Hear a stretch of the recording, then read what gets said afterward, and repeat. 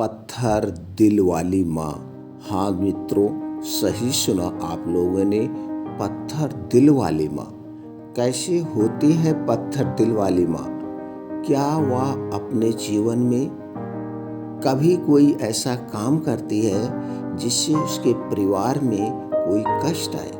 क्या उसके अंदर वास्तव में पत्थर दिल था, या ऐसा कोई काम किया जिससे लोग उसे पत्थर दिल वाली माँ कहने लगे? आज हम यही सीखेंगे इस कहानी में। यह कहानी इतनी ज्ञानवर्धक कहानी है दोस्तों, आपके आंसू आ जाए, आप अपने आंसू को रोक नहीं पाएंगे। इसलिए इस कहानी को आप अपने परिवार और खास करके अपने नालायक बेटे को जरूर सुनाइएगा, अपनी बहू को जरूर सुनाइएगा। जिसके भी बेटा नालायक लगते हो या आपको लगता है कि उनका बेटा नालायक है, एक कहानी उस तक जरूर पहुंचाइएगा। मेरा यही उद्देश्य है इस कहानी को, इस वीडियो को बनाने का, कि हर एक लड़का ये कहानी सुने और अपने जीवन में उतार ले, जिससे उसका जीवन भी अच्छे से बीत जाए और उसके माता पिता का भी जीवन अच्छे से बीत जाए। तो दोस्तों चलिए कहानी शुरू करते हैं। कहानी शुरू करने के पहले जाकर के कमेंट बॉक्स में राधे राधे जय श्री कृष्ण दोस्तों लिखिए। इससे हमारे जीवन के तमाम कष्ट दूर हो जाते हैं। तो दोस्तों आप सबका इस चैनल में एक बार फिर से स्वागत व अभिनंदन है। आप दोस्तों चैनल में नए हैं तो सब्सक्राइब करके बेल आइकॉन का बटन ऑन कर दीजिए। चलिए शुरू करते हैं। यह कहानी एक परिवार की है। रामू अपनी पत्नी प्रेमा के साथ रहता था। उसके एक बेटा था। वह अपनी पत्नी से और अपने उस छोटे बेटे से बहुत प्रेम करता था। वह हमेशा यही सोचता था, उसकी यही नीयत है, जो मेरी कमाई का है उसका 5% वह गरीबों को हमेशा दान देता था। गरीबों को दान पुण्य करना वह अपना परम कर्तव्य समझता था और अपनी पत्नी से यही कहता था, कभी भी अपने बेटे को स्वार्थी मत होने देना। उसे ऐसी शिक्षा देना जिससे स्वर्ग में उसे स्थान मिले, उसे नरक का मुंह न देखना पड़े। क्योंकि वो जानता था किस कर्म की सजा हमें क्या मिलती है। इसलिए वह कभी भी अपना न तो कोई ऐसा काम करता था जिसे उसे किसी दूसरे को कष्ट पहुंचे, और न अपनी पत्नी को करने के लिए कहता था, उसे भी शिक्षा देता। धीरे धीरे समय बीतता गया। समय का चक्र जो चलता है वो चलता गया। एक दिन उसकी अचानक मृत्यु हो जाती है। उसकी अचानक मृत्यु हो जाती है। अब उसकी पत्नी और बेटे के ऊपर ऐसे मानो पूरा जो है पहाड़ टूट पड़ा है। वह बहुत बहुत बहुत निराश होती है कि हम अपने बेटे का पालन पोषण कैसे करेंगे, कैसे हम इसे पिता का प्यार देंगे, कैसे हम पिता का जो एक लाड प्यार होता है वो कैसे देंगे, कैसे हम पिता वाली शिक्षा इसे हम देंगे। लेकिन वह अपने आप को संभालती है। उस नन्हे से बच्चे को जो जीवन चलाना था, उसका जीवन पालना था। यह अपने पति से इतनी सारी शिक्षा ग्रहण कर चुकी थी, इसे पता था कि अपना जीवन और अपने बच्चे का जीवन कैसे निर्वाहन करना है। उसने सोच लिया कि आज के बाद इसे पिता का भी प्यार दूंगी और माँ का भी प्यार दूंगी, और इसे ऐसे रास्ते पर ले जाऊंगी, इसे ऐसे शिक्षा दूंगी कि मेरा भी बुढ़ापा अच्छे से चलेगा और इसका भी जीवन अच्छे से चलाने के लिए वह संकल्प हो जाती है। अब सारी जिम्मेदारी माँ के ऊपर आ जाती है। माँ ये जिम्मेदारी को बहुत बाखूबी निभाती है। धीरे धीरे लड़का बड़ा होता है। धीरे धीरे लड़का बड़ा होता जाता है। अब उसके पिता ने इतनी धन दौलत कमा के दे दी थी कि इसकी माँ चाहती तो अपने बेटे का पूरा भविष्य बना सकती थी, और उसकी माँ ने ऐसा ही किया। बेटे को न तो कभी पिता का आभास होने दिया, न तो उसकी शिक्षा दीक्षा में कोई कमी की।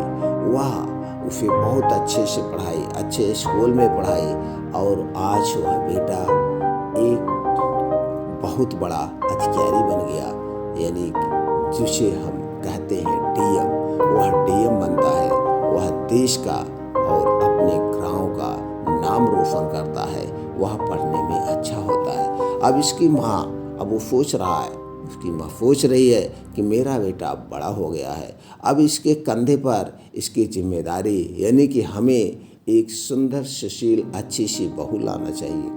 अब यह सोचकर अपने बेटे से कहती है, बेटा अब तुम्हें शादी कर लेना चाहिए, जिससे हमें भी बुढ़ापे में कुछ सहारा मिल सके और तुम्हारी जिंदगी को भी कुछ सहारा मिल जाए। तुम अपने परिवार के साथ रहोगे, हंसोगे, खेलोगे, कूदोगे और उसमें भी व्यस्त रहोगे। बेटा कहता है, माँ जैसी आपकी इच्छा। चूँकि बेटा बहुत संस्कारी था, वह बहुत भोला था। उसने कहा, जैसी आपकी इच्छा माँ। फिर उसकी माँ उसकी शादी करवाती है, एक अच्छी से घर में बहू आती है। अब घर में खुशियों का माहौल था, घर में खुशियाँ ही खुशियाँ थी। धीरे धीरे समय बीतता गया, धीरे धीरे समय बीतता गया। इसकी माँ की उम्र ढलती गई। जैसे दोस्तों सब लोग जानते हैं, जब उम्र ढलती जाती है, आदमी के पास बुढ़ापा आता है और इस समय ना चाहते हुए भी आदमियों को कुछ ना कुछ गुस्साएं आती है, बात बात पे गुस्साएं आती है। यह आदमी उस समय कुछ बीमार भी रहता है और बीमार रहने के बाद आदमी को कुछ ना कुछ ज़रूरत होती है, तो चाहे वह अपने बेटे से, चाहे वह अपने बहू से कुछ ना कुछ मांगता रहता है। यही हुआ। अब उसकी माँ की उम्र जो है ढल रही थी, तो जब तक तो बेटा घर पे रहता था, वह बेटे से ही कहती थी, बेटा हमें ये दे दो, बेटा हमें वो दे दो। बेटा देता था। इसकी तबीयत खराब रहती थी, इसकी दवाएं चलती थी, उसकी माँ को अपने समय समय पे दवाई देना। बेटा जब तक रहता था पूरा ख्याल रखता था, हमेशा अपने माँ के पीछे आगे छाया बन के रहता था। क्योंकि उसे पता था कि मेरी माँ ने अपनी पूरी जिंदगी हमारी पढ़ाई में, हमारी खुशियों में व्यतीत कर दिया। इसके पास आज मेरा एक कर्तव्य है कि हम अपनी इस माँ का, पिता तो मैंने खो दिया है, पिता तो है नहीं, लेकिन यही हमारी माँ हमारी पिता है और हमारी माँ भी है, हमारे भगवान यही है। इसलिए वह कभी भी अपनी माँ को कोई कष्ट नहीं देता था। लेकिन जब बेटा, वह तो इस देश का, इस दुनिया का सबसे बड़ा अधिकारी था, उसके कंधों पर भी जिम्मेदारियां थी। वह कभी सुबह निकल जाता था तो रात को नहीं आता था। कभी कभी उसे इसी काम के सिलसिले में, चूंकि वह एक जिम्मेदार अधिकारी था, काम के सिलसिले में कभी कभी एकाध दिन नहीं आता था। अब जो बहू थी, बहू खुला रहना चाहती थी। जब उसकी माँ बार बार कहती तो उसे कभी कभी गुस्सा आ जाता था। अब समय बीतता गया, अब उसकी बहू से प्रताड़ित करने लगी। लेकिन वह माँ थी, उसने अपने पति को ये संकल्प दिया था, तुम्हारे बेटे बहू को अच्छी शिक्षा देंगे, कुछ भी हो जाए कभी वो तुम्हारे बेटे को कोई कष्ट नहीं देंगे। इसलिए बहू की जो भी प्रताड़ित करती थी, सारे कष्ट को सह लेती थी, लेकिन कभी भी वो अपने बेटे से नहीं कहती थी। जब भी उसका बेटा आता था, वह हंसी खुशी, वह जानती थी अगर ये सब बातें हम अपने बेटे से कहेंगे तो बेटा हमें बहुत प्रेम करता है, अपनी पत्नी के प्रति वो नफरत करने लगेगा, उससे उसका प्यार कम हो जाएगा। धीरे धीरे मेरा तो समय बीत रहा है, एक दिन मैं मर जाऊंगी, तो इन दोनों के बीच में मैं क्यों कड़वाहट पैदा करूं। वो बहुत सूझी बूझी माँ थी। वह कभी भी अपने बहू द्वारा जो प्रताड़ित किया जाता था, अपने बेटे से कभी भी इसकी चर्चा नहीं करती थी। हमेशा आती थी, यही कहती थी, तुम्हारी बहू बहुत अच्छी है। धीरे धीरे समय बीतता गया। अब इसके बहू को ऐसा लगने लगा, यानी कि इसकी पतोह को यही लगने लगा माँ की, कि अब यह माँ हमारे ज़िंदगी से कितना जल्दी चली जाए, ये सासू माँ मेरी ज़िंदगी से कितना चली जाए, ये हमें करती रहती है, प्रताड़ित करने रहती है। और उसके बहू को भी ये था कि अगर ये बातें हमारे पति जान जाएंगे तो उनके मन में भी कष्ट होगा, लेकिन तब भी यह प्रताड़ित करती थी और माँ कभी नहीं बताती थी। धीरे धीरे एक दिन ऐसा हुआ, इसकी बहू ने सोचा कि इनकी जो संपत्ति है सब अपने नाम करवा लेते हैं, नहीं कहीं ऐसा ना हो कुछ नात रिश्तेदार आए और इन्हें बहला फुफला करके अपने पास ले जाएं और फिर जमीन जायदाद लिखा लेंगे। क्योंकि जमीन जायदाद बहुत ज़्यादा थी, इसके पिता जब तक जिंदा थे बहुत जमीन जायदाद बनवाए थे। यह सोचकर बहू नाटक करने लगती है और अपने पति से कहती है, माँ के नाम, माँ बुढ़ी हो गई हैं तो माँ के नाम जो जमीन जायदाद है इसको अपने नाम करवा लेते हैं, नहीं तो कल जब ये मर जाएंगे तो हो सकता है उसको जमीन जायदाद को करवाने में परेशानी होना पड़े। मतलब तरह तरह के बहाने बनाकर अपने पति को अपनी तरफ मोड़ लेती है। जैसे दोस्तों स्त्रियों के पास बहुत सारे कलाएं होती हैं अपने पति को बस करने के लिए। अब वो भोला भाला उसका पति उसकी बातों में अपने बहू की अपने पत्नी की बातों में आ जाता है। अपने पत्नी की बातों में आ करके वह माँ से कहता है, माँ क्यों ना जो इज्जत जमीन जायदाद पैसे कौड़ी सब हैं ये मेरे नाम कर दो। आप तो अपने घर में रह ही रही हो, जिससे आपके मरने के बाद कुछ ऐसी समस्याएं ना आए। माँ कहती है, हाँ बेटा मैं भी एक दिन यही सोच रही थी कि आपसे इसके बारे में बात करने वाली थी कि ये जो जमीन जायदाद है ये सब मैं आपको दे दूँ, ये सब मैं आपको दे दूँ जिससे कोई आगे समस्या ना हो। ठीक है बेटा, ये सब कुछ मैं कल आपके नाम कर देती हूँ। वह माँ सब कुछ बेटे के नाम कर देती है, जमीन जायदाद सब कुछ वह अपने नाम कुछ नहीं रखती है। सब कुछ जब जमीन जायदाद नाम हो जाता है, धीरे धीरे कुछ दिन और ऐसे चलता है, धीरे धीरे कुछ दिन ऐसे चलता है।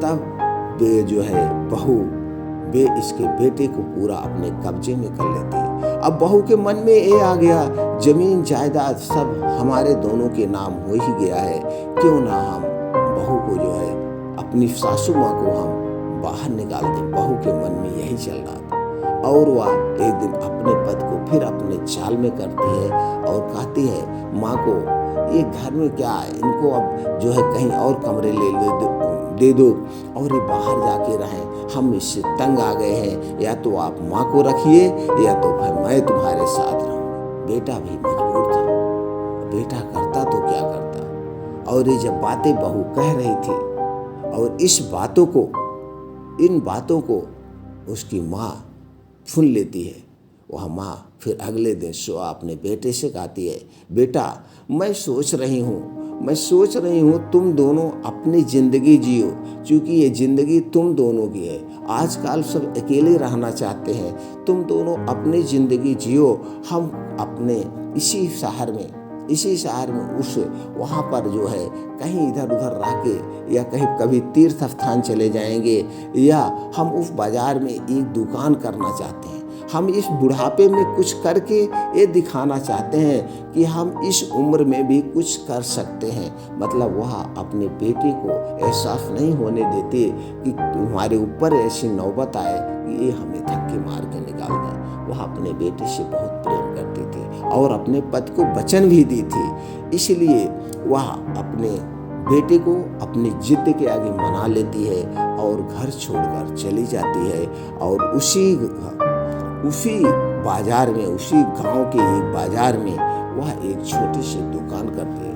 उसी दुकान पे वह रहने लगती है और घर इनका छोड़कर चली जाती है। माँ दुकान करके अपना खर्चा करती है, अपना खर्चा चलाने लगती है। धीरे धीरे समय बीतता गया। इसका बेटा भाग दौड़ की जिंदगी में हमेशा व्यस्त रहता था और जिसकी वजह से एक दिन वह बीमार पड़ जाता है। और बीमार होने के बाद बहुत ज़्यादा ज़बरदस्त बीमारी लग जाती है, चारों तरफ यही फैल जाता है कि चूँकि ये बड़ा अधिकारी तो था ही। यही फैल जाता है कि फला का लड़का अब नहीं बचेगा, उसकी दोनों किडनियां फेल हो गई हैं, अब उसे कोई नहीं बचा सकता है, किडनी मिल नहीं रही है कि जो इसको किडनी लगेगी, इस ग्रुप की नहीं मिल रही है, किसी का मैच नहीं हो रहा। ये बात इसकी माँ के कानों में जाती है। यह माँ भागी भागी हॉस्पिटल जाती है, हॉस्पिटल जा कर के डॉक्टर से मिलती है, हॉस्पिटल जा कर के डॉक्टर से मिलती है और डॉक्टर से सारी घटनाएं बताती है कि ये जो बेटा बीमार है ये मेरा बेटा है, मेरा लाड प्यार है, मेरा अंश है। डॉक्टर साहब मेरी दोनों किडनी निकाल के इसे लगा दीजिए, अब मेरा इस जिंदगी में क्या ही क्या बचा ही क्या है। माँ डॉक्टर रिक्वेस्ट करती है और डॉक्टर इनकी जांच करता है, दोनों की किडनियाँ मैच होती हैं, ब्लड ग्रुप मैच होता है, सब कुछ मैच हो जाता है।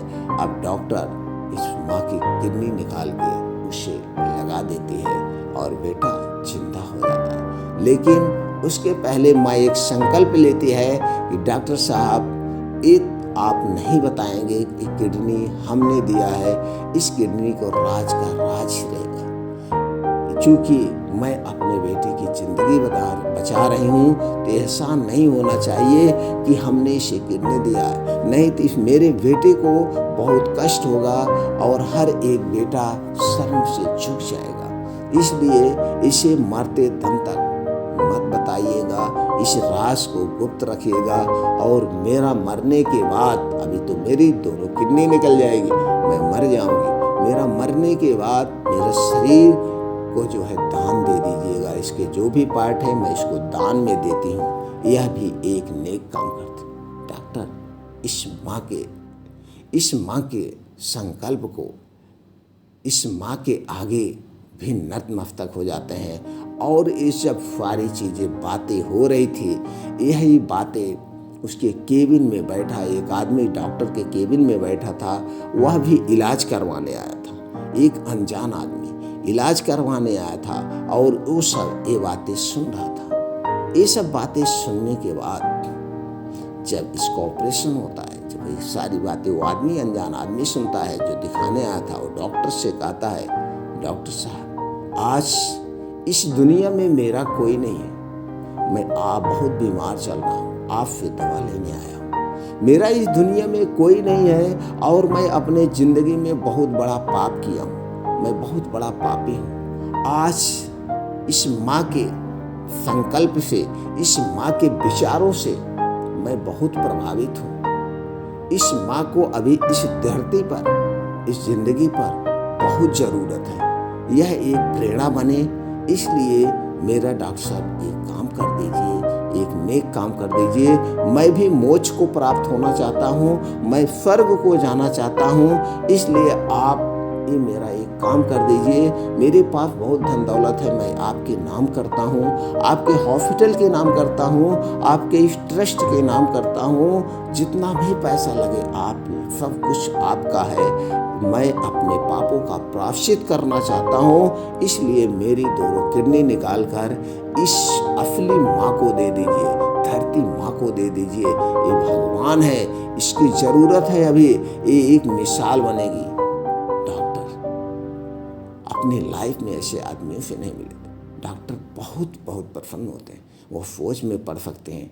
आज हमारे यहाँ एक कैसा कैसा ऑपरेशन हो, कैसे कैसे लोग आ रहे हैं, इतने महान लोग भी इस पृथ्वी पर पड़े हुए हैं जो दूसरे के लिए अपना बलिदान आज भी देने को तैयार है। धन्य है, धन्य है ये दुनिया, धन्य है ये समाज। फिर डॉक्टर साहब उस दोनों आदमी की किडनी निकाल कर उस बूढ़ी माँ को लगा देते हैं और वो आदमी कहता है, इस राज को राज रखिएगा डॉक्टर साहब, राज को राज रखिएगा। फिर डॉक्टर साहब उनकी माँ को एक किडनी लगा देते हैं, उसकी माँ भी जिंदा हो जाती है और जो है वो बेटा भी जिंदा हो जाता है। आदमी की मृत्यु हो जाती है, लेकिन वह आदमी मृत्यु की शैया पर पड़ा होता है। अनजान आदमी मृत्यु की शैया पर पड़ा होता है, लेकिन फिर वह डॉक्टर से एक रिक्वेस्ट करता है। माँ ठीक होकर चली जाती है, बेटा भी ठीक होकर जाने वाला होता है। वह अनजान आदमी डॉक्टर से एक निवेदन करता है, डॉक्टर मेरी मरने से पहले एक अंतिम इच्छा है, मैं उस अंतिम इच्छा को उस बेटा और बहू के सामने व्यक्त करना चाहता हूँ। कृपया मेरा एक एहसान करिए, उस बेटे को और बहू को मेरे सामने ला दीजिए। डॉक्टर उस बेटे IAS अधिकारी बेटे को और उनकी बहू को बुलाते हैं, कहते हैं तुम दोनों पूर्ण रूप से ठीक हो गए हो। धन्य है कि आज इस पृथ्वी पर एक से एक महापुरुष जन्मे जिनकी वजह से आप ठीक हो गए। वाह, एक सूझबूझ इस देश का बड़ा अधिकारी था, इस राज्य का बड़ा अधिकारी था। वह डॉक्टर से जानना चाहे कि कौन है वो जो ये हमको जीवन दान दिया है। मेरी दोनों किडनी फेल हो गई थी, मेरे दोनों किडनियाँ दिया हैं।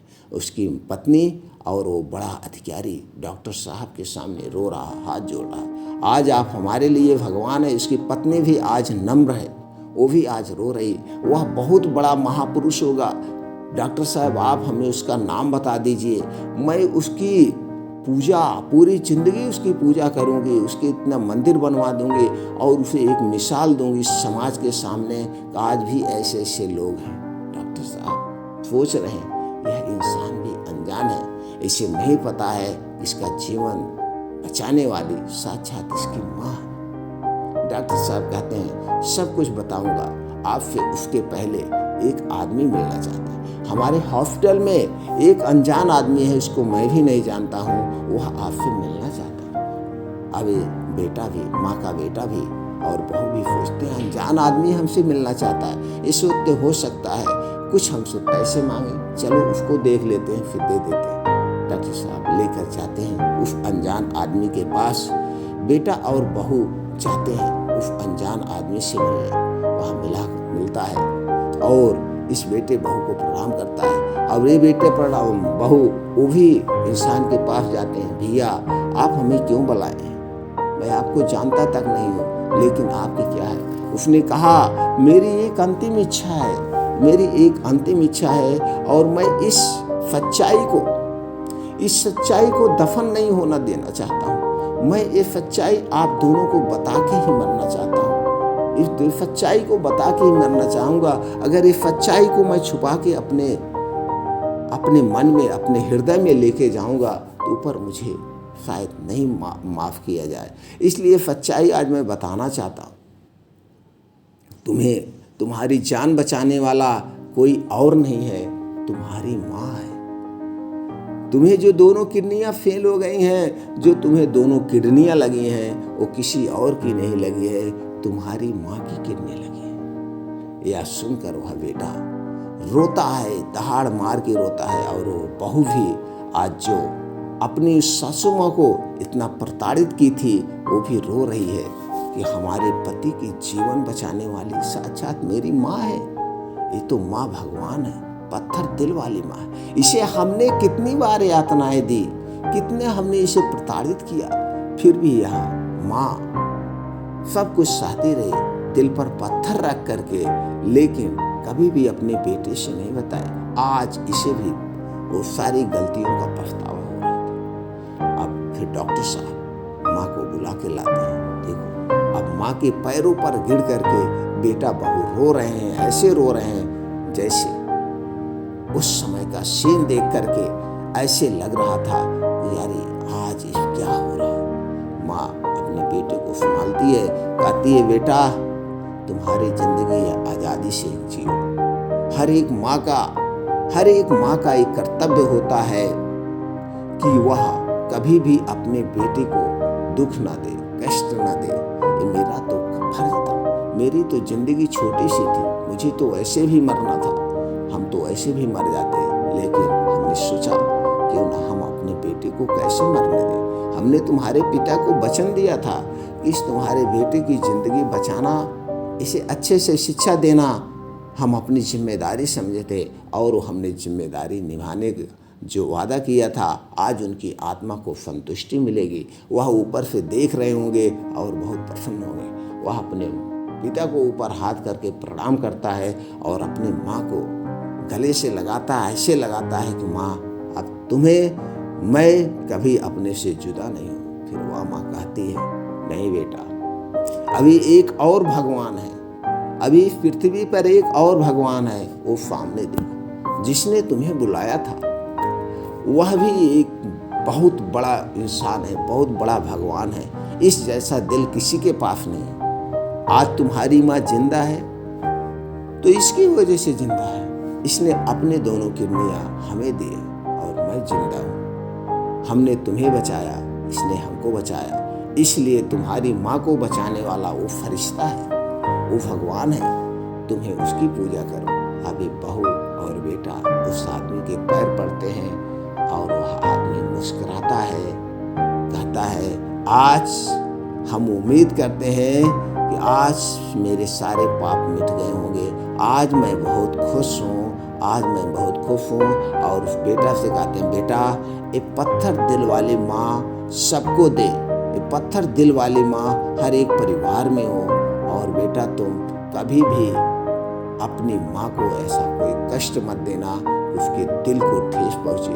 और बहू से कहता है बहू बेटा तुम कभी भी इस माँ को कोई कष्ट मत देना, क्योंकि ऐसी माँ इस धरती पर नहीं मिलती है। ये पत्थर दिल वाली माँ है, आपके सारे कष्टों को सहा। तभी अगर ये सब वर्णन करेंगे तो दोस्तों शब्द ही कम पड़ जाएंगे।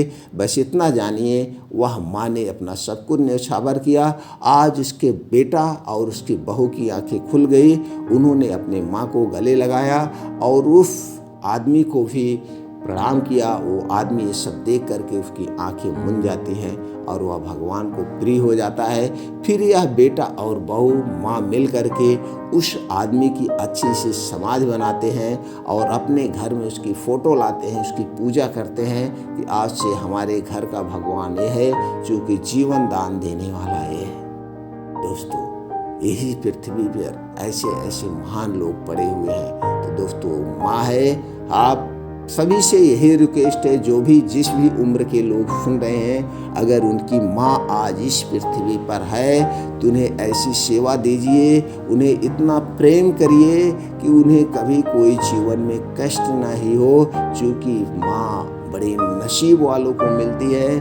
और हर एक बेटा से विनम्र निवेदन है कि वह अपनी माँ की सेवा करे। और जो माँ की उम्र में है, अगर मेरे वीडियो को देख रही हैं तो भी एक पत्थर दिल वाली माँ बने। अपने बेटे के हर सुख के लिए जो कुछ कर सके वो करे।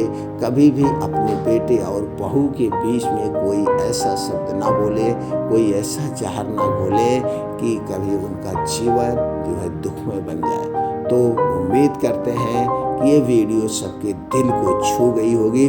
अगर ये वीडियो सबके दिल को छू गई है तो ये वीडियो ज़्यादा से ज़्यादा लोगों तक शेयर करें। सबको ये पता चल जाए कि माँ का प्यार क्या होता है, बेटे का प्यार क्या होता है, और एक बिगड़े हुए बेटा और बहू को भी सुधारा जा सकता है अपनी नम्रता से, अपनी व्यवहार से। तो दोस्तों आप लोगों से एक बार फिर निवेदन है कि ज़्यादा से ज़्यादा लोगों तक शेयर करें, सबके घर तक ये बातें पहुँचे और सब लोग इनकी इस कहानी में जो सच्चाई है, इस कहानी से जो सीख मिल रही है, सब सीख अपने जीवन में उतारें और हर एक घर खुशहाल घर बने, खुशहाल परिवार बने। क्योंकि जो घर खुशहाल घर बनता है, खुशहाल परिवार बनता है, उस घर में हमेशा खुशियाँ ही खुशियाँ होती हैं। उस घर में कभी कष्ट दुख दर्द होते ही नहीं है। फिर मिलते हैं ऐसी ही ज्ञानवर्धक कहानी के साथ नए वीडियो में। तब तक आप लोग अपने परिवार के साथ खुश रहिए, खुशियाँ बिताइए, एंजॉय करिए। क्योंकि ये ज़िंदगी बड़ी छोटी है। वर्तमान में जिए, भूत भविष्य की चिंता मत करिए। वर्तमान में जिए और एक छोटे बच्चों की तरह हंसता खेलता परिवार बनाइए। राधे राधे, जय श्री राम।